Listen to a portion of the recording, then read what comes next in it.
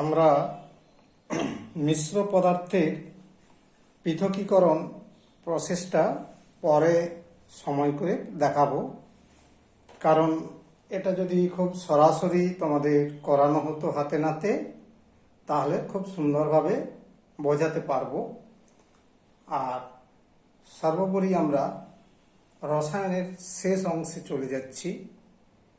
Class 9-এর রসায়নের শেষ পোর্শনে যেটা রয়েছে জল, ওয়াটার, সেই জলের অণুর গঠন তোমরা আণবিক সংকেতটা জানো, H2O। হ্যাঁ, তার গঠন সংকেতটা দেখো, অক্সিজেন পরমাণু রয়েছে, হাইড্রোজেন পরমাণু দুটো একযোজী সমযোজী বন্ধনে যুক্ত আছে এবং এখানে হাইড্রোজেন, অক্সিজেন, হাইড্রোজেন এই বন্ধন কোণটার মান 104.5 ডিগ্রি, মানে 4.5 ডিগ্রি। হ্যাঁ, 104.5 ডিগ্রি। যাই হোক, জলের অণুর গঠন বড় ক্লাসে গেলে আরো ভালো করে জানতে পারবে কেন এরকমই গঠনটা হলো। তো আমরা জল নিয়ে স্টাডি করতে আরম্ভ করছি। সেই জল সম্পর্কীয় ধারণা আমাদের শিখতে হবে, মনে রাখতে হবে কতগুলো বিষয়। পৃথিবীর সমস্ত অংশটাকে এক ভাগ ধরে নিলে তার 3 ভাগ জল, 1 ভাগ স্থল। এই কথা তোমরা ছোট ক্লাস থেকে শুনে শুনে এসেছো। কিন্তু ঘটনা হলো, জল এত বেশি রয়েছে পৃথিবীতে, অথচ আমরা ব্যবহার করি যে জলটা, সেই জলের পরিমাণ কিন্তু খুবই নগণ্য পরিমাণ। তার পরিমাণ 0.6%। তার মানে অব্যবহার্য জলের পরিমাণটা অনেক অনেক বেশি। সেটা প্রায় 99.4% জল। তার মানে প্রায় সমস্ত জলই অব্যবহার্য, তার খুবই কিঞ্চিত জল আমরা ব্যবহার করি। কেন? তোমাদের মনে প্রশ্ন আসতে পারে যে কেন না, অধিকাংশ জলের, অর্থাৎ সমস্ত জল যেটা রয়েছে পৃথিবীতে, তার 97.5% জলই সাগর, মহাসাগর তথা সমুদ্রের লবণাক্ত জল। সেই লবণাক্ত জল অব্যবহার্য। আর বাকি 1.9% জল মেরু অঞ্চলে এবং বড় বড় পর্বতের চূড়ায়, পর্বত শৃঙ্গে বরফ রূপে জমাট বেঁধে আছে। তাহলে দেখো, যোগ করলে 97.5% জল লবণাক্ত, সাগর মহাসাগরের জল, এবং 1.9% জল মেরু এবং উচ্চ পর্বত শৃঙ্গে বরফ রূপে আছে। দুটোকে যোগ করলে দাঁড়াচ্ছে 99.4%। অর্থাৎ সমগ্র জলটাকে 100 ভাগ ধরে নিয়ে ওখান থেকে বিয়োগ করে দিয়েছি, তাহলে কত দাঁড়াচ্ছে? 0.6% জল কোথায় থাকে? নদী, হ্রদ, ঝর্ণা, পুকুর, এইসব জলাশয়গুলোতে ওই জলটা থাকে, যে জলটা সুস্বাদু জল, মিষ্ট জল। হ্যাঁ, সেটাকে মিষ্টি জল বলছি আমরা, এবং এই জলটাই ব্যবহারযোগ্য। বিজ্ঞানীদের মতে পৃথিবীতে সর্বপ্রথম প্রাণের সৃষ্টি এবং তার বিকাশ, হ্যাঁ, তার পরপর ডেভেলপড হয়েছিল সর্বপ্রথম কিন্তু সমুদ্রের জলে। তার মানে প্রাণের সঞ্চার ঘটেছিল আমাদের এই জল থেকেই, এই ভূপৃষ্ঠে, পৃথিবীর মধ্যে। তাহলে একটা কথা বোঝা গেছে যে জলই হচ্ছে জীবন। অর্থাৎ জীবের বেঁচে থাকার জন্য জল একটা অত্যন্ত অপরিহার্য গুরুত্বপূর্ণ বস্তু। হ্যাঁ, প্রাণী এবং উদ্ভিদের বেঁচে থাকার অপরিহার্য উপাদান বা পদার্থ হিসাবে জলকে আমরা ধরে নিই। কিন্তু এই জলের এত ভূমিকা কেন রয়েছে আমাদের জীবজগৎকে টিকিয়ে রাখার জন্য বা বেঁচে থাকার জন্য? এত জলের গুরুত্বপূর্ণ ভূমিকা কেন? অনেক তরল পদার্থ তো আছে, সেগুলোকেও আমরা তো ব্যবহার করতে পারতাম, কিন্তু জলের এমন কিছু নিজস্ব বৈশিষ্ট্য রয়েছে যেগুলো ওই তরলগুলোর নেই। তার নিজস্ব বৈশিষ্ট্যের মধ্যে তার যেগুলো বলা হচ্ছে জলের আপেক্ষিক তাপ একটা আলাদা রকমের মান রয়েছে। আলোচনা করছি আলাদা করে, পৃথকভাবে আবার আমরা তুলে ধরছি। জলের স্ফুটনাঙ্কের মান খুব উচ্চ হয়, অন্য তরলের থেকে সব থেকে এর স্ফুটনাঙ্ক বেশি। কৈশিক ক্রিয়া রয়েছে জলের, আবার ওর দ্রাবক ধর্ম একটা বিশেষ ভূমিকা নেয়। তার মানে আমরা জলের এই গুরুত্বপূর্ণ বৈশিষ্ট্যগুলোই দেখতে পাচ্ছি, যেগুলো রয়েছে সেগুলো অন্যান্য তরল পদার্থের মধ্যে কিন্তু নেই। তার কারণেই জল জীবজগতের ক্ষেত্রে এত গুরুত্বপূর্ণ পদার্থ হিসাবে কাজ করে থাকে।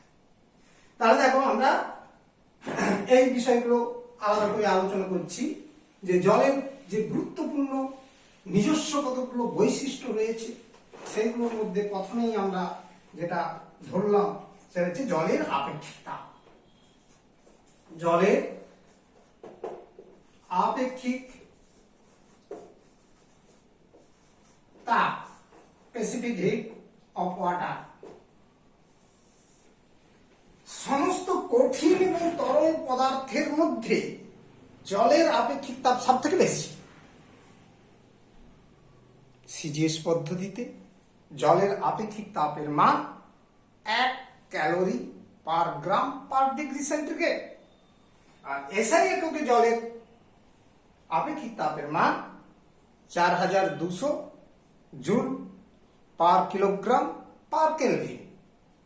এই উচ্চ আপেক্ষিক তাপের কারণে জল তাপ ধরে রাখাও বেশি, অর্থাৎ ধারণ ক্ষমতাও বেশি, আবার তাপ ছাড়বার সময় খুবই স্লো, অর্থাৎ আস্তে আস্তে জল তাপ ত্যাগ করতে পারে।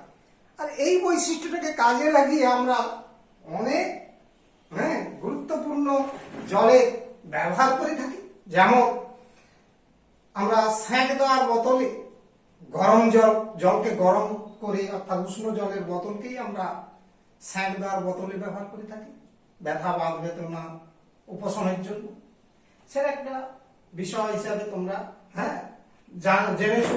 তাই সমস্ত মনে রাখার চেষ্টা করবে, সমস্ত কঠিন ও তরল পদার্থের মধ্যে জল যদিও তরল, জলের আপেক্ষিক তাপ সর্বোচ্চ। আপেক্ষিক তাপের মান সর্বোচ্চ। সিজিএস পদ্ধতিতে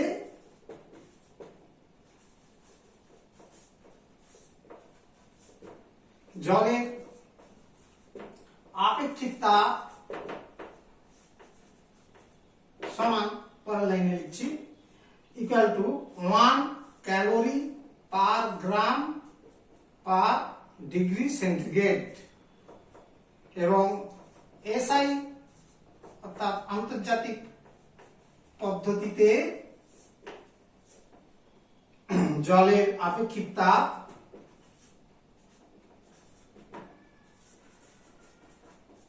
4200 joule per KG per kelvin. এই বিষয়টা তোমাদের মনে রাখতেই হবে। আর আমরা তাই জলের তাপ ধারণ ক্ষমতা এবং তাপ বর্জন ক্ষমতা সর্বাধিক হয়। এই গুণের জন্য সমস্ত তরল পদার্থের মধ্যে জলের তাপ ধারণ ক্ষমতা, মানে ধরে রাখার ক্ষমতা সবচেয়ে বেশি।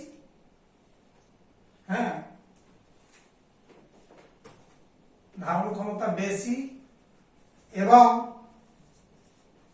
তাপ বর্জন ক্ষমতা কম, তাপ ত্যাগের ক্ষমতা কম। মানে সমুদ্র পৃষ্ঠে তোমরা দেখবে খুব সুন্দরভাবে যে অনেক সন্ধ্যা পেরিয়ে রাত্রি পর্যন্ত ওখানে কিন্তু গরম হাওয়া আমরা দেখতে পাই বইতে। কেন না, দিনের বেলায় সূর্যের তাপকে অনেক বেশি পরিমাণ শোষণ করে থাকে, আপেক্ষিক তাপ বেশি বলে, অর্থাৎ ধারণ ক্ষমতাটা বেশি, তাপ অনেক ধরে রাখে। আর ছাড়বার প্রবণতা যখন সূর্য অস্ত হয়ে যায় তখন কিন্তু ধীরে ধীরে ঠান্ডা হয়, অর্থাৎ জল তাপটা কিন্তু ধীরে ধীরে ছাড়তে থাকে। তুমি বাড়িতে লক্ষ্য করবে, 1 কাপ গরম জল আর 1 কাপ গরম অন্য তরল পদার্থ একই তাপমাত্রা উত্তপ্ত করে, উত্তপ্ত অবস্থায় নিয়ে দুটো কাপে রেখে দেবে, দেখবে জলটা অনেকক্ষণ পর্যন্ত গরম থাকছে, উষ্ণ থাকছে, কিন্তু পাশে যে দুধের কাপটা খুব তাড়াতাড়ি ঠান্ডা হয়ে গেছে, তার অনেক আগে ঠান্ডা হয়ে গেছে। এর থেকে তুমি ধরে নিতে পারো যে জলের তাপ ধারণ ক্ষমতা বেশি আর বর্জন ক্ষমতা কম। এরকম একটা ছোটখাটো পরীক্ষা নিজেই হাতে নাতে করে নিতে পারবে। আর এটাকে আমরা কাজে লাগিয়ে জলকে আমরা কি না, উষ্ণ জলকে সেঁক দেওয়ার বোতলে আমরা ব্যবহার করে থাকি এই জলের আপেক্ষিক তাপটাকে কাজে লাগিয়ে। এটা একটু মনে রাখতে হবে, তোমাদের প্রশ্ন আমরা করে থাকি অনেক সময়, জলের আপেক্ষিক তাপকে কাজে লাগাবার জন্য আমরা ব্যবহার করে থাকি এমন একটি প্রয়োগ বা উদাহরণ দাও, তোমরা এইভাবে বলতে পারো। তাহলে এটা হচ্ছে নাম্বার 1 গেল জলের আপেক্ষিক তাপ বিষয়টা আমরা শিখলাম। নেক্সট হচ্ছে জলের হিমাঙ্ক এবং স্ফুটনাঙ্ক। দ্বিতীয় বৈশিষ্ট্য একটা গুরুত্বপূর্ণ, হিমাঙ্ক এবং স্ফুটনাঙ্ক। তো সবাইরই তো জানা আছে জলের হিমাঙ্ক মান তোমরা জানো 0 ডিগ্রি সেন্টিগ্রেড, আর আমরা যে কেলভিন স্কেলে সেটাকে বলতে পারি 273 কেলভিন, এবং হিমাঙ্ক স্ফুটনাঙ্ক সবাইরই জানা আছে 100 ডিগ্রি সেন্টিগ্রেড। আর এতে হচ্ছে স্কেলে কি বলে, কেলভিন স্কেলের মানটা, করণ স্কেলের মানটা হবে এর সঙ্গে 273 যোগ করে দাও, তাহলে হবে 373 কেলভিন। তাহলে এই উচ্চ উষ্ণতার মধ্যে জলটা তরল অবস্থায় থাকে, মানে 0 থেকে 100 ডিগ্রি সেন্টিগ্রেড উষ্ণতার এই একটা বিশাল স্কেলে ব্যবধানে উষ্ণতার এই একটা দীর্ঘ পাল্লার মধ্যে জলটা তরল অবস্থায় থাকতে পারে। অন্য কোনো তরল কিন্তু এত উষ্ণতার উচ্চ পাল্লার অর্থাৎ দীর্ঘ পাল্লার মধ্যে তরল অবস্থায় থাকে না। হিমাঙ্ক মানে তো জানো কঠিনীভবন, অর্থাৎ যে তাপমাত্রা তরলটা কঠিনে রূপান্তরিত হয়, তার মানে 0 ডিগ্রি সেন্টিগ্রেড উষ্ণতায় কঠিন বরফ রূপে জল থাকে, আর 100 ডিগ্রি সেন্টিগ্রেড উষ্ণতায় চলে গেলে বাষ্প রূপে থাকে। আর মাঝের ওই উষ্ণতার মধ্যে জলটা কি অবস্থায় থাকবে, তরল অবস্থায় থাকবে। তাহলে উষ্ণতার এই দীর্ঘ স্কেলের মধ্যে জলটা তরল অবস্থায় থাকে, সেই জন্য হচ্ছে আমার হচ্ছে এই উষ্ণতার মধ্যে যে কোনো পদার্থকে দ্রবীভূত করা যেতে পারে, জলকে বলছি জলের চেয়ে দ্রবীভূত করা যেতে পারে, তার মানে এটা একটা গুরুত্বপূর্ণ দ্রাবক রূপে কাজ করতে পারে। তাহলে আমরা মোটামুটি বুঝতে পারলাম জল এই বিশাল উষ্ণতার পাল্লার মধ্যে 0 ডিগ্রি থেকে 100 ডিগ্রি সেন্টিগ্রেড উষ্ণতার এই বিশাল পাল্লার মধ্যে জল তরল অবস্থায় থাকতে পারে। তাহলে 0 ডিগ্রি সেন্টিগ্রেড থেকে 100 ডিগ্রি সেন্টিগ্রেড 100 ডিগ্রি সেন্টিগ্রেড এই বিশাল উষ্ণতা পাল্লার মধ্যে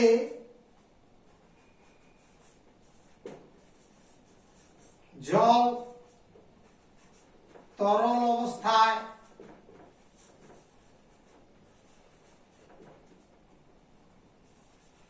থাকতে পারে বলে জল একটি গুরুত্বপূর্ণ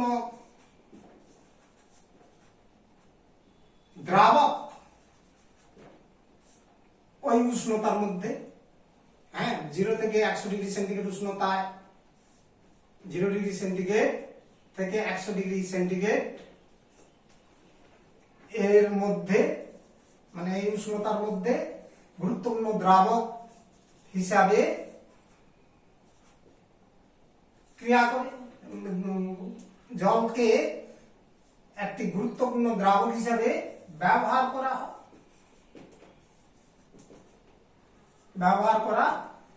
হয় বা যায়। কেমন? তাহলে এটা হচ্ছে একটা মাথায় রাখতে যে উষ্ণতার হিমাঙ্ক এবং স্ফুটনাঙ্কের প্রভাবটা কি কাজে আমাদের ভূমিকা নিচ্ছে, না একটা ভালো গুরুত্বপূর্ণ দ্রাবক রূপে ক্রিয়া করছে। নেক্সট, জলের কৈশিক ক্রিয়া অর্থাৎ ক্যাপিলারি ফাংশন, কৈশিক ক্রিয়া। জলের কৈশিক ক্রিয়া এই বিষয়টি তোমাদের একটু আইডিয়া দিচ্ছি, যারা জানো ঠিক আছে। ক্যাপিলারি টিউব মানে খুবই সরু পাতলা কাঁচের তৈরি এক একটা টিউবকে বলা হয় হচ্ছে ক্যাপিলারি টিউব। তোমরা যেমন রিফিলের সিসগুলো দেখেছো, ওই সিসগুলোর থেকেও ওর ভিতরে যে ছিদ্রটা যতটা সরু, ওই রকমই সরু হবে আমার লম্ববৃত্তাকার চোঙ অর্থাৎ টিউবগুলো, নলগুলো, সেইগুলোকে বলা হয় ক্যাপিলারি টিউব। তো ওই সূক্ষ্ম সরু ছিদ্রের মধ্যে অন্য কোনো তরলকে প্রবেশ করালে প্রবেশ করে না, কিন্তু জলের মধ্যে চুবিয়ে দাও অর্থাৎ জলের মধ্যে নিমজ্জিত করে দাও, দেখবে ওই সরু নলের মধ্যেও জল প্রবেশ করে যায়। তার মানে অতি সূক্ষ্ম সূক্ষ্ম ছিদ্রের মধ্যেও জল প্রবেশ করতে পারে। আর এই ক্রিয়াটাই হচ্ছে জলের কৈশিক ক্রিয়া, যে কোনো সূক্ষ্ম সূক্ষ্ম ছিদ্র জায়গাগুলোকেও প্রবেশ করে জলের কণাগুলো প্রবিষ্ট হতে পারে। সেই মাটির অভ্যন্তরে অসংখ্য ছিদ্র থাকে, সেই ছিদ্রে বিভিন্নভাবে শাখা প্রশাখার মতো চলে গিয়েছে, যাকে বলা হচ্ছে কৈশিক নলের জালিকার মতো চতুর্দিকে বিস্তৃত হয়ে গেছে। তো সেই বিস্তারিত জায়গাগুলোতে জল কিন্তু প্রবেশ করে থেকে যেতে পারে, এবং সেই প্রবিষ্ট জল এই কৈশিক ক্রিয়ার জন্য ওই জল আর হচ্ছে জলে দ্রবীভূত মাটির যে খনিজ পদার্থগুলো রয়েছে, সেই জল এবং দ্রবীভূত খনিজ পদার্থ উদ্ভিদ শেকড়ের সাহায্যে গ্রহণ করে, টানে। এবং সব থেকে বড় কথা, তোমরা বায়োলজি বা লাইফ সায়েন্সে জেনেছো যাকে বলেছে জাইলাম কলার মাধ্যমে সহায়তায় জল এবং খনিজ পদার্থ দ্রবীভূত ওই জলকে পুরো জাইলামের মধ্য দিয়ে বড় বড় বৃক্ষ তার সব থেকে উঁচু জায়গায় গাছের পাতায় পৌঁছিয়ে দেয় এবং সেখানে গিয়ে সালোক সংশ্লেষ প্রক্রিয়া ঘটাতে সাহায্য করে। এইভাবে জলের কৈশিক ক্রিয়া একটা গুণাবলী রয়েছে। কেমন? এই গুণাবলীর কাজটা হচ্ছে এইরকম। তাহলে জলের কৈশিক ক্রিয়া বলতে গেলে যে মাটির অভ্যন্তরে ছিদ্র সমূহের মধ্যে জমে থাকা যে জল, মাটির অভ্যন্তরে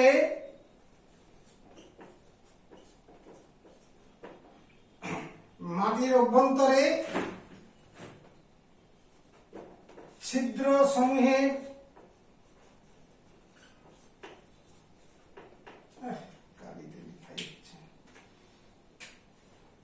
সমূহের মধ্যে জমে থাকা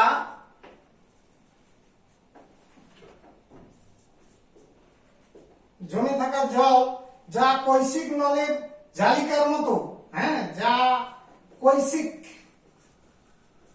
কৈশিক নল বললাম এক্ষুনি, কৈশিক নলের জালিকা মানে চতুর্দিকে ছড়িয়ে গেছে, জালিকার মতো চারিদিকে বিস্তৃত থাকে, জালিকার মতো চতুর্দিকে ছড়িয়ে ছিটিয়ে থাকে, জালিকার মতো চতুর্দিকে বিস্তার লাভ করে তথা বিস্তৃত থাকে। আর এই জলকে বলা হয় কৈশিক জল। এই জলকে ক্যাপিলারি ওয়াটার, এই জলকে আমরা কৈশিক জল বলি। মাটির মধ্যে যে জল থাকে কৈশিক জল বলা হয়। কেমন? তাহলে এই হচ্ছে কৈশিক জল। আর এই কৈশিক ক্রিয়ার জন্য জলের এই ক্যাপিলারি অ্যাকশন, হ্যাঁ, এফেক্ট, জলের এই কৈশিক ক্রিয়ার জন্য কি করে মাটি, হ্যাঁ, তোমার হচ্ছে গাছপালা, বিশেষ করে জল এবং কৈশিক ক্রিয়ার জন্য আমি আরো একটু ভালো করে লিখে দিচ্ছি, জল এবং জলে দ্রবীভূত খনিজ পদার্থ,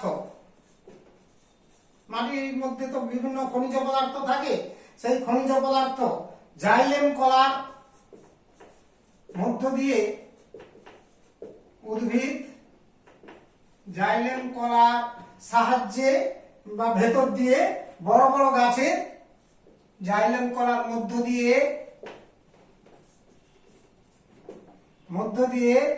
বড় বড় গাছের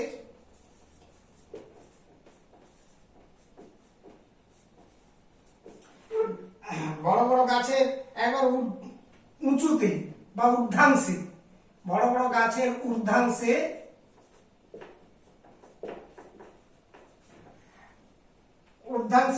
উঠে যেতে পারে এবং উঠে গিয়ে কি করে না পাতায় পৌঁছাতে পারে। অর্থাৎ বড় বড় গাছের ঊর্ধ্বাংশে পাতায়, এটা আর একটু ভাষাটাকে ক্লিয়ার করে দিই, ঊর্ধ্বাংশে উঠে গিয়ে মানে উঁচুতে উঠে গিয়ে পাতায় পৌঁছাতে পারে, কৌশিক ক্রিয়ার জন্য পৌঁছাতে পারে। এবং সালোক সংশ্লেষ ক্রিয়া, এখানে কি প্রক্রিয়া ঘটে, এখানে সালোক সংশ্লেষ প্রক্রিয়া ঘটে, সালোক সংশ্লেষ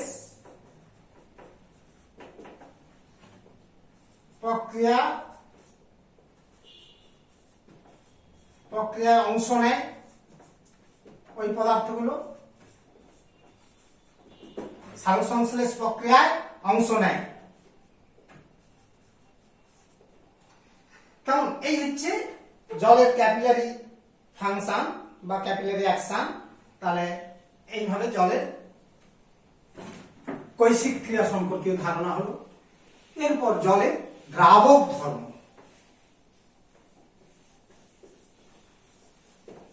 জলের দ্রাবক ধর্ম অর্থাৎ ওয়াটার একটা universal solvent, water is a universal solvent. তার মানে দেখো, জল একটা সার্বজনীন দ্রাবক, জলকে আমরা সার্বজনীন দ্রাবক বলি। জলে এক তো তরল অবস্থায় থাকে উষ্ণতার দীর্ঘ স্কেলে, যেটা অন্য তরলের ক্ষেত্রে ঘটে না। সেই উষ্ণতার মধ্যে জল সমস্ত প্রকার প্রায় কঠিন, তরল, গ্যাসীয় পদার্থকে দ্রবীভূত করতে পারে।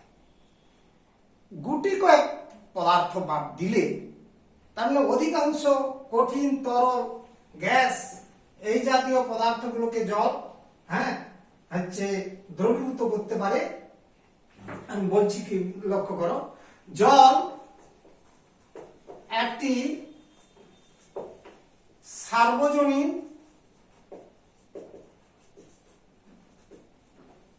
দ্রাবক,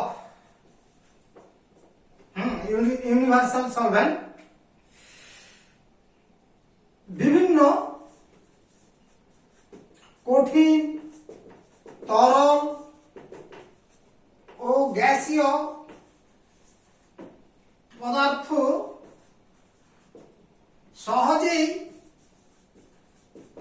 জলে দ্রবীভূত হতে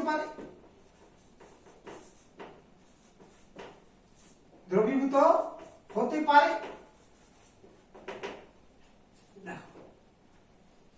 প্রায় সমস্ত অজৈব পদার্থ, ইনঅর্গানিক কম্পাউন্ড, অজৈব পদার্থ এবং বেশ কিছু সমযোজী পদার্থ যেমন জৈব পদার্থ, জৈব যৌগ যেগুলো বলি, জলে দ্রবীভূত হতে পারে। আর সারা জীবন মনে রাখবে যদি সায়েন্স পড়ো ভবিষ্যতে, হ্যাঁ, সমস্ত অ্যাসিড, জৈব হোক অজৈব হোক, সমস্ত অ্যাসিড, ক্ষার মানে সমস্ত ক্ষার এবং লবণ জলে দ্রাব্য। অর্থাৎ তড়িৎ বিশ্লেষ্যগুলো সবই জলে দ্রাব্য হয়। আর অ্যাসিড, ক্ষার, লবণ এগুলো সাধারণত তড়িৎ বিশ্লেষ্য যৌগ, সেই জন্য এগুলো জলে দ্রবীভূত হতে পারে। এই হচ্ছে জলের কতগুলো নিজস্ব গুরুত্বপূর্ণ বৈশিষ্ট্য রয়েছে। এটা হচ্ছে জলের বৈশিষ্ট্য সম্পর্কীয় ধারণা করলে। আর এই বৈশিষ্ট্যগুলোর জন্য জল আমরা এত ব্যবহার করে থাকি, অর্থাৎ জীবজগতে জল একটা অপরিহার্য বস্তু হিসাবে পরিগণিত হয়। তো এই জলের আমরা এই চাহিদা পূরণের জন্য মাত্র তো পেয়েছি, সমগ্র পৃথিবীর যে জল রয়েছে সমস্ত জলের মধ্যে মাত্র 0.6% জল ব্যবহারযোগ্য। 0.6% জল ব্যবহারযোগ্য, তার মানে কত সামান্য জল ব্যবহার করতে পারি আমরা। তার মানে অব্যবহৃত জল হচ্ছে 99.4% জল অব্যবহৃত হয়। অব্যবহার্য জল কেন করা যায় না আমি আলোচনা করব। তাহলে আমাদের জলের চাহিদা দিন দিন কিন্তু বাড়ছে। আমরা জল বিভিন্ন কাজে ব্যবহার করছি, সমাজের ডেভেলপিং এর জন্য। তো সেই জলের চাহিদা পূরণ করবার জন্য আমরা অনেক প্রক্রিয়া অবলম্বন করি। যেমন বিশেষ করে আমাদের জলের চাহিদা সব থেকে বেশি হিসাবে দরকার হচ্ছে কি পানীয় জল। তার মানে সেই জলটা বিশুদ্ধ কিনা সেটা আমাদের জানতে হবে, এবং সেই ভালো গুণ সম্পন্ন জলের ক্ষেত্রে কতগুলো স্কেল নির্ধারিত হয়, সেইগুলো অতিক্রম করলে তবেই সেটা মানগত অর্থাৎ গুণমানের জল বলে ধার্য হতে পারে, পানীয় যোগ্য জল হিসাবে জলটা পানযোগ্য কিনা সেটাও জানা যাবে। তো সেই গুণগুলো, আবশ্যিক গুণগুলো কি, সেগুলো আমাদের প্রথমে আমি তিনটে বৈশিষ্ট্যের কথা বলবো। যে পানীয় জলের প্রয়োজনীয় গুণাগুণ সম্পর্কে আমাদের ধারণা করতে হবে। এখানে আমরা যেটা বলছি ড্রিঙ্কিং ওয়াটারে, পানীয় জলে গুণাগুণ, অর্থাৎ কি গুণগুলো, কি বৈশিষ্ট্যগুলো থাকলে, that is quality parameters of drinking water. যে পানীয় জলের যে গুণাগুণ বা বৈশিষ্ট্যগুলো কি রয়েছে, কোয়ালিটিগুলো কি রয়েছে, সেগুলো সম্পর্কে জানতে হবে তোমাদের। প্রথমেই বলি তিনটা বিষয়ের উপর এর গুণাগুণ ধার্য করা হয়। পানীয় জলের গুণাগুণের মান তিনটি বিষয়ের উপর নির্ভরশীল। পানীয় জলের গুণগত মান, গুণগত মান তিনটি বিষয়ের উপর দাঁড়িয়ে আছে বা নির্ভরশীল। তিনটি বিষয়ের উপর নির্ভরশীল। নাম্বার 1, জলের ভৌত অবস্থা, ফিজিক্যাল স্টেট। জলের ভৌত অবস্থা মধ্যে বিশেষ করে আমরা জানি যে জলগুলো ধরো বৃষ্টিপাতে জল হচ্ছে পুকুরে বা নদী নালা বা হ্রদে জমা হলো, তাতে অনেক পার্টিকেল গুলো ঘুরে বেড়ায়, ভেসে বেড়ায়, পলিমাটি থেকে শুরু করে এছাড়া অনেক জৈব অজৈব পদার্থের কণাগুলো, ছোট ছোট কণা, সূক্ষ্ম কণা, বড় কণা সব ভেসে থাকে। এটা হচ্ছে একটা বাহ্যিক তার অবস্থা। সেই সময় উষ্ণতা, তার মানে দুটো বৈশিষ্ট্য, যে জলে ভাসমান কোনো কণা থাকা চলবে না, আর জলের উষ্ণতাটা হতে হবে স্বাভাবিক উষ্ণতা হতে হবে। এই দুটো হচ্ছে জলের ভৌত অবস্থা আছে কিনা সেটা আগে দেখে নিতে হবে, যে তাহলে প্রথমে কি বললাম, জলে মধ্যে কোনো ভাসমান কঠিন পদার্থ থাকা চলবে না। জলে মধ্যে কোনো ভাসমান কঠিন কণা বা পদার্থ থাকা চলবে না, থাকা চলবে না। এবং জলের উষ্ণতা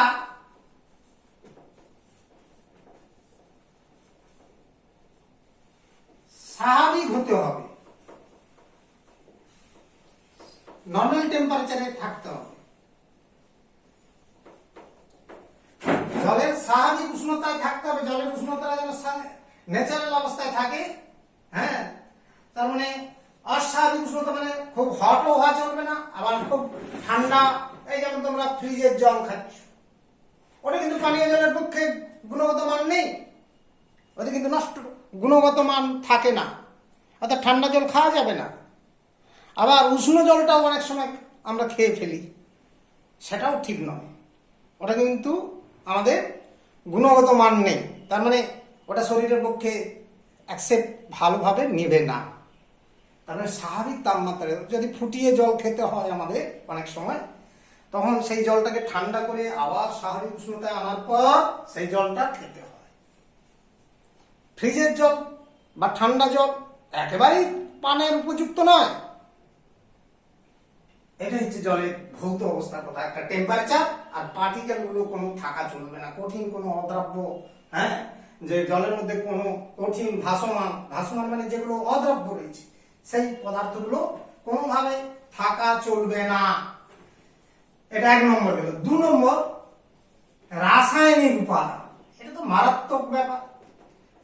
রাসায়নিক উপাদান এ সম্পর্কে তোমাদের বিশেষভাবে সচেতনতা, রসায়ন বিভাগের খুব দায়িত্ব থাকে এটাতে। আমি ব্যক্তি জীবনে ইউনিসেফের আন্ডারে জলের শোধন প্রক্রিয়াও অংশ নিয়েছিলাম। আর্সেনিক, ক্যাডমিয়াম ইত্যাদি ক্ষতিকারক কণা বা পার্টিকেল গুলো রয়েছে কিনা, ধাতব অধাতব পদার্থগুলো রয়েছে কিনা, মার্কারি, এগুলো ডিটেক্টেড করা হতো এবং তারপরে পরামর্শ দিয়ে সেগুলোকে আবার শোধন করে সেইভাবে পানের যোগ্য সেই জলকে আমরা ব্যবহার করাতাম। তো সেই রকম এই জায়গাটা আমাদের বিশেষভাবে মনে রাখতে হবে। অনেক রাসায়নিক ক্ষতিকারক পদার্থগুলো জলের মধ্যে থাকলে সেগুলো কিন্তু পানের উপযুক্ত নয়, গুণগত জল নয়, সেগুলো শরীরে গিয়ে বিভিন্ন বিষক্রিয়ার সৃষ্টি করবে। আবার অনেক ক্রিয়াশীল পদার্থ রয়েছে, যেমন বেশি সোডিয়াম কণা, সেটা উপকারী আছে, কিছুটা উপকার করে, কিন্তু বেশি থাকলে আবার অন্ত্রে গিয়ে শোষণ করে আমাদের অন্ত্রে ইনফেকশন অর্থাৎ ক্ষত রোগের সৃষ্টি করতে পারে। সেই সব কারণে জলের কতগুলো নিজস্ব বৈশিষ্ট্য যেন বজায় রাখে। আবার আমরা আজকাল হুয়ের অর্থাৎ বিশ্ব স্বাস্থ্য সংস্থা নির্দেশিত একটা নিরাপদ মাত্রা পর্যন্ত ওই ক্ষতিকারক পদার্থগুলো থাকলেও ক্ষতি খুব একটা করতে পারে না। সেই নিরাপদ মাত্রা অতিক্রম করলে কিন্তু তখন ওই ক্ষতিকারক পদার্থগুলো যেমন আর্সেনিক, ক্যাডমিয়াম, মার্কারি এই জাতীয় পদার্থগুলো ওকে অতিক্রম করলে তখনই কিন্তু সমস্যার সৃষ্টি হবে। তার মানে ওটাও আমাদের বিবেচনা করে পরীক্ষা করে দেখে নিতে হয় যে রাসায়নিক উপাদানগুলো ঠিকঠাক রয়েছে কিনা, এবং ক্ষতিকারক পদার্থগুলো থাকলে সেগুলোকে অপসারণ করতে হয়। তাহলে আমি যেমন বলছি, দেখো তামা, সীসা তো ক্যান্সার রোগের বিশাল কারণ। সীসা, তামা, সীসা, ক্যাডমিয়াম,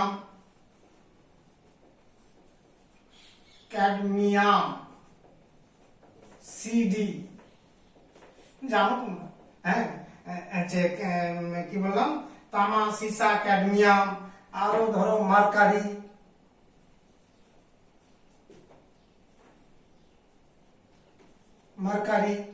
ইত্যাদি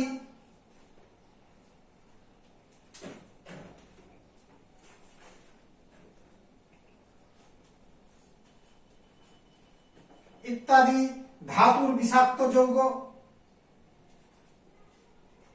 ধাতুর বিষাক্ত মানে এই ধাতুগুলোর কোনো বিষাক্ত যৌগ, যেমন তুঁতে কপার সালফেট থেকে গেল, লেড গঠিত যৌগ থেকে গেল, এইরকমই বিষাক্ত যৌগ। Arsenide, fluoride, arsenide, arsenide, arsenite,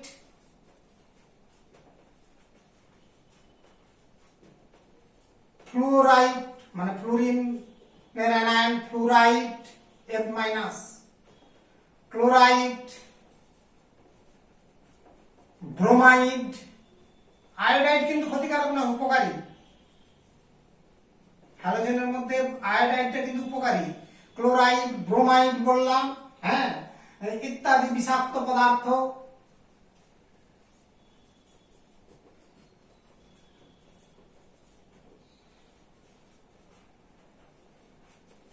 দ্রবীভূত থাকলে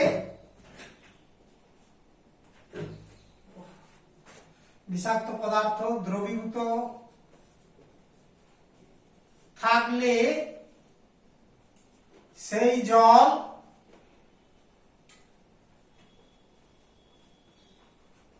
পানের অযোগ্য, পানের অযোগ্য। কেমন? তাহলে রাসায়নিক উপাদান হিসাবে এইগুলো মাথায় রাখতে হবে। এছাড়া অণুজীব উপাদান, ভাইরাস, ব্যাকটেরিয়া, এই জাতীয় জিনিসগুলো সম্পর্কেও ধারণা।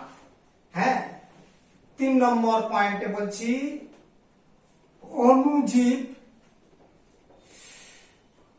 জীবাণু যাকে বলে, অণুজীব উপাদান।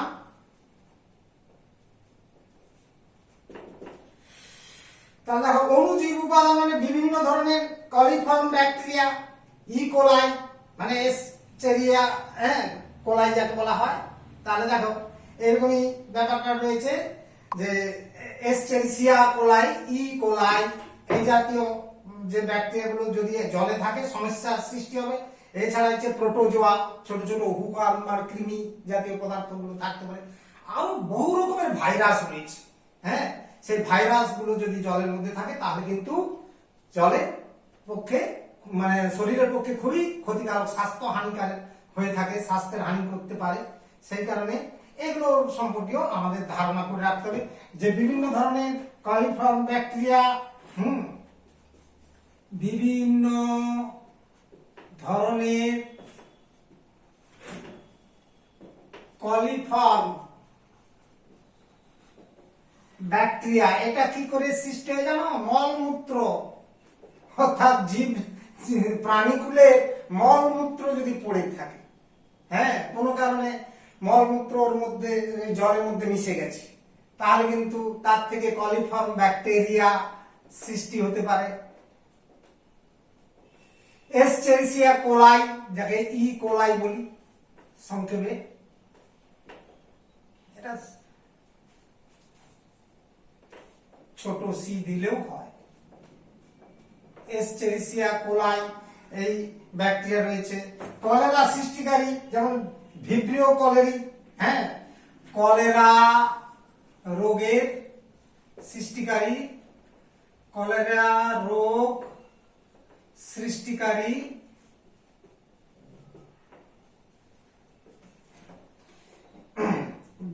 যা বলে কি বললাম, ভিব্রিও কলেরি, ভিব্রিও ভয়েস সই,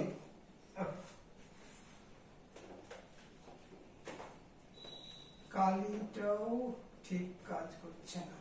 ভিব্রিও কলেরি, ভিব্রিও কলেরি, পরজীবী প্রোটোজোয়া, পরজীবী প্রাণী, হুকওয়ার্ম যাকে বলি, প্রোটোজোয়া।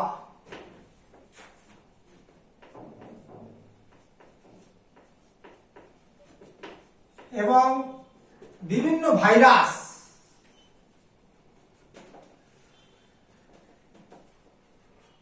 বিভিন্ন ভাইরাস, হ্যাঁ, এই অণুজীবগুলি, এই অণুজীব গুলি জলে থাকলে সেই জল পান করা স্বাস্থ্যের পক্ষে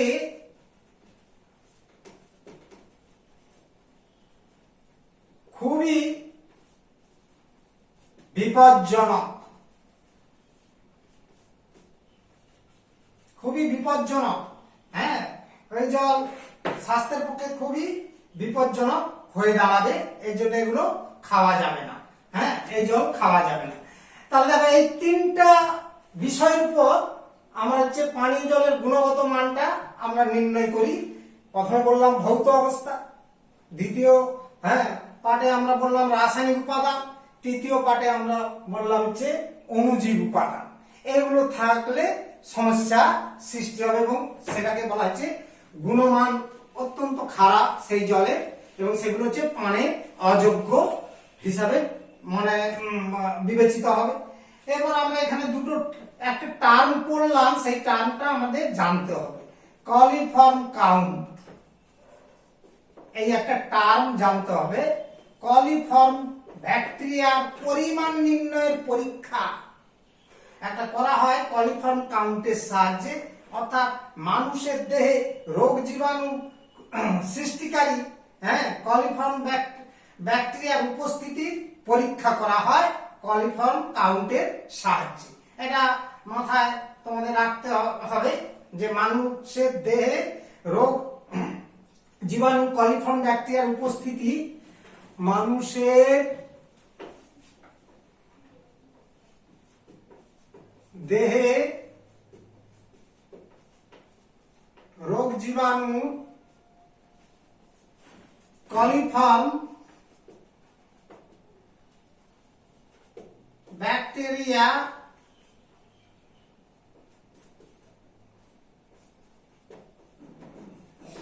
উপস্থিতি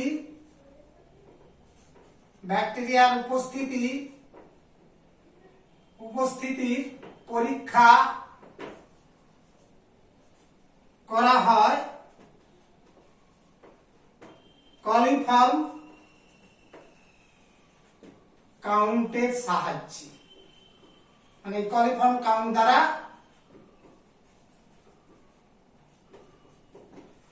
হচ্ছে আমাদের দেহে শরীরে রোগ জীবাণু যে সৃষ্টিকারী কলিফর্ম ব্যাকটেরিয়া গুলো রয়েছে তা সেই ব্যাকটেরিয়া গুলো আছে কি নেই সেটা জানা হয়।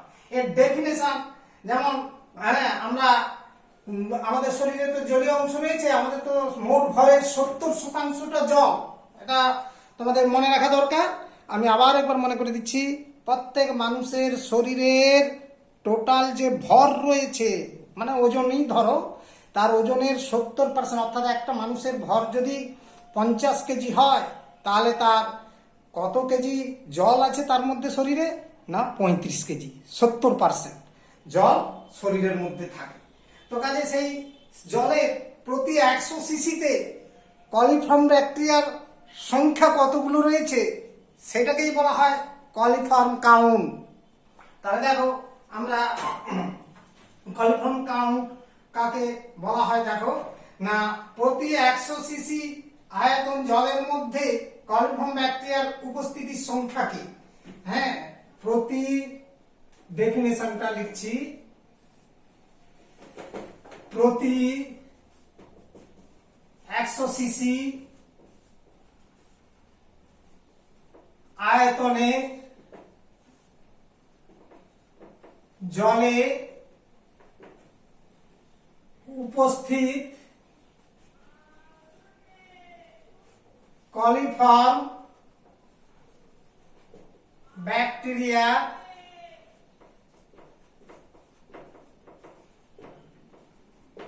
সংখ্যা, এই সংখ্যাটা হচ্ছে কলিফর্ম কাউন্ট।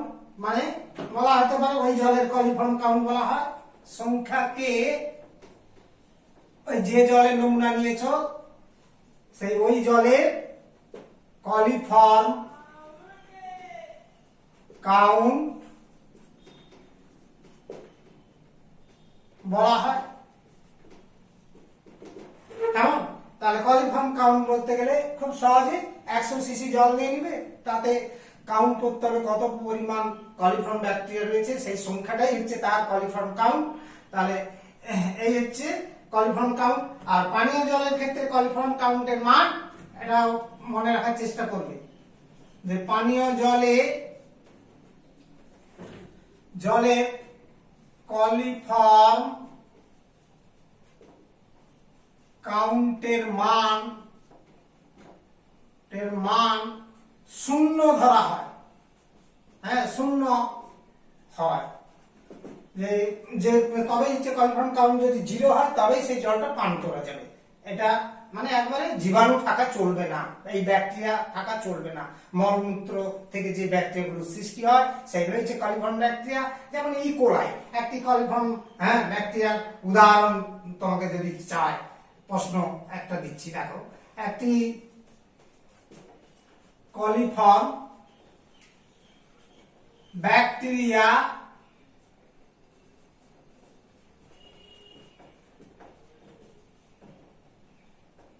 নাম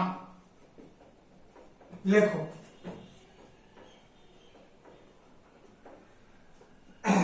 ইকোলাই অর্থাৎ এস্টেরিসিয়া কোলাই। উত্তরটা তোমরা সবাই পেয়ে যাবে, বই খুললেও পেয়ে যাবে। এস্টেরিসিয়া কোলাই, that is ECOLI, E full stop সংক্ষেপে এটাকে প্রকাশ করা হয় ইকোলাই। এটা মনে রাখার চেষ্টা করবে। তাহলে আমরা এখান থেকে যা জিনিস শিখলাম সেগুলো এইগুলো একটু ক্লিয়ার করে করতে থাকবে। এর পরের পার্ট আমরা শুরু করবো একটু পরেই। হ্যাঁ, এখনই শুরু করছি যে পানীয় জল তাহলে কিভাবে তৈরি করা যেতে পারে। আমরা এই নদী, নালা, হ্রদ, এগুলো থেকে যে জল সংগ্রহ করতেছি জলাশয় থেকে, সেই জলটাকে খাওয়ার জল হিসাবে ব্যবহার করার জন্য আমাদের কি করণীয় রয়েছে সেই প্রসেস নিয়ে আমরা আলোচনা করব।